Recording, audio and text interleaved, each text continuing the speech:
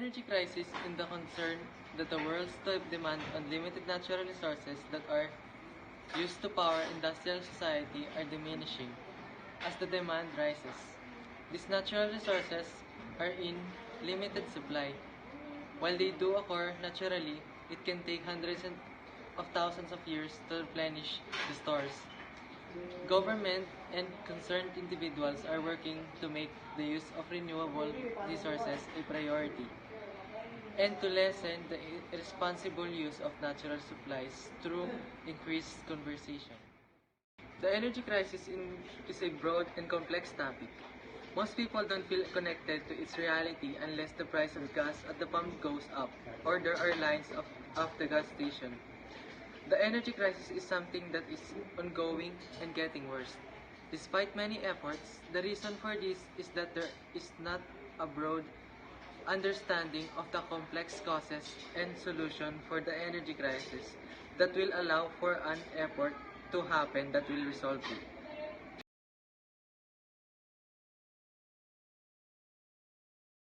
During election years, there is a renewed debate on how real the energy crisis is in the world.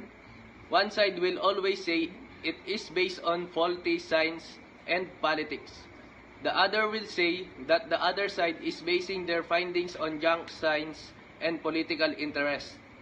The best way to sum up the reality of the energy crisis is that you cannot have growing demands on limited resources without eventually running out of the resource.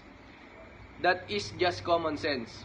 What is really at play in the discussion about how the real energy crisis is concerns the perception of responsibility for the future. There is no real energy crisis if you are not concerned about life after your time on earth is gone. There is a very real energy crisis if you care about the future that the next generation will inherit.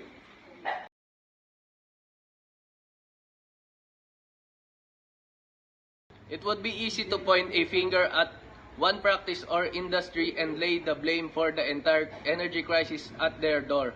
But that would be a very naive and unrealistic interpretation of the cause of the crisis.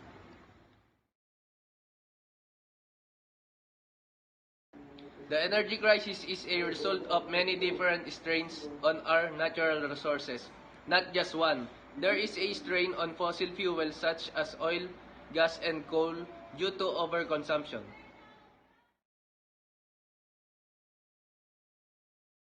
Another cause of the crisis has been the steady increase in the world population and its demand for fuel and products. No matter what type of food or products you choose to use, from fair trade and organic to those made from petroleum products and sweatshop, not one of them is made of transported without a significant drain on our energy resources. Aging infrastructure of power generating equipment is yet another reason for energy shortage.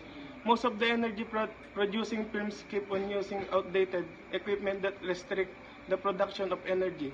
It is the responsibility of utilities to keep on upgrading the infrastructure and set a high standard of performance.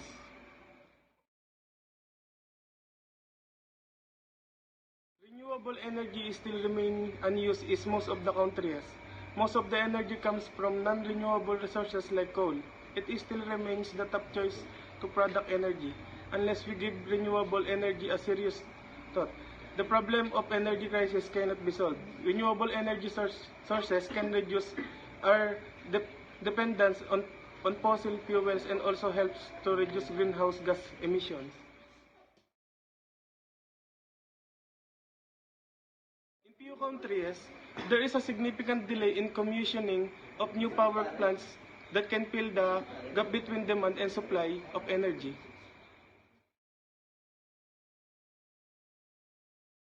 In most parts of the world, people do not realize the importance of conserving energy.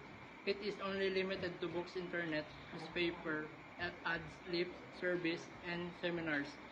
Unless we give it a serious thought, things are not going to change any mind sooner. Simple things like switching off fans and lights when not in use, using maximum daylight, walking instead of driving for short distances using CFL instead of traditional bulbs.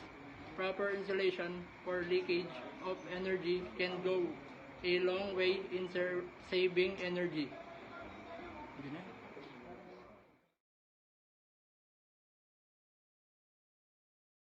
Frequent tripping and breakdown are a result of poor distribution system.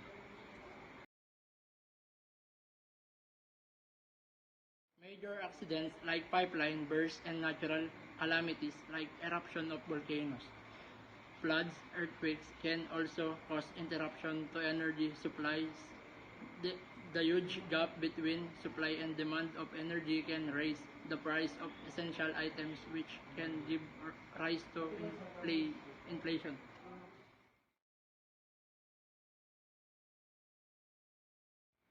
Wars between countries can also hamper supply of energy, especially if it happens in Middle East countries like Saudi Arabia, Iraq, Iran, Kuwait, UAE, or Qatar. That's what happened during 1990 Gulf War when price of oil reached its peak, causing global shortage and created major problems.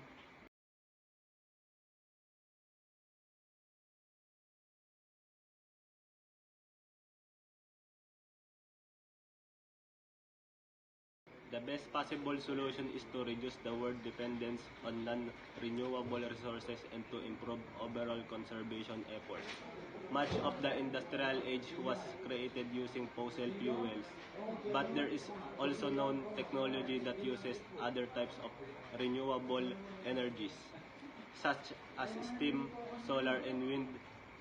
The major concern is not so much that we will run out of gas or oil, but the usage, but that the use of coal is going to continue to pollute the atmosphere and destroy other natural resources in the process of mining the coal that it has to be replaced as an energy source.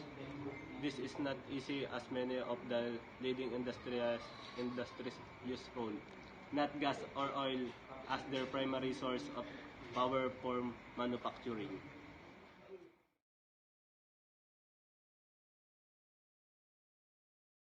Replace traditional bulbs and SFLs and LEDs. They use less watts of electricity and last longer. If millions of people across the globe use LEDs and CFLs for residential and commercial purposes,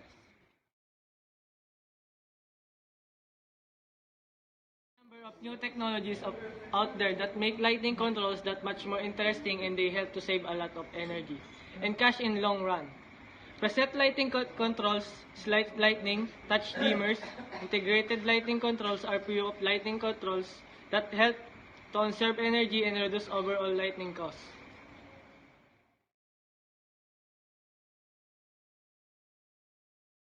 People who use different options to generate power must be given permission to plug into the grid and getting credit for power you feed into it. The hassle of getting credit of supplying surplus power back in the grid should be removed. Apart from that, subsidy on solar panels should be given to encourage more people to explore renewable options.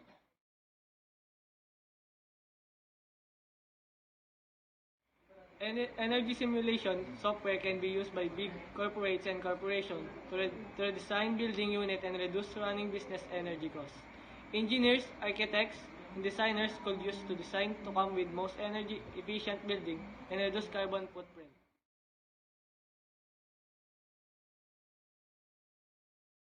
Energy audit in process that help you to identify the area where your home or office is losing energy and what step you can take to improve energy efficiency. Energy audit, when done by professional, can help you to reduce your carbon footprint, save energy and money, and avoid energy crisis.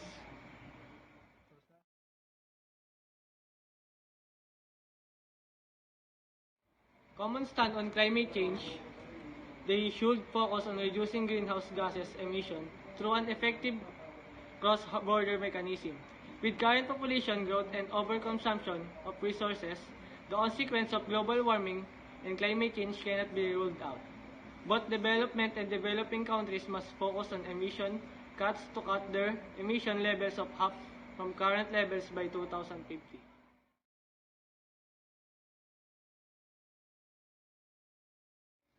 There are many global initiatives that are working towards resolving the energy crisis. This has taken the form of increased regulation and restriction on the carbon emission, the promotion of greener manufacturing and construction projects, the funding of research into hybrid technologies and more sustainable technologies, and more. Locally, more communities are seeing beyond the recycle bin and recognizing that how the community uses their local resources is important too. More community gardens, parks, and farmers markets are springing up not only as means of introducing more sustainable elements into peoples, but as an important part of educating the public about the importance of resources.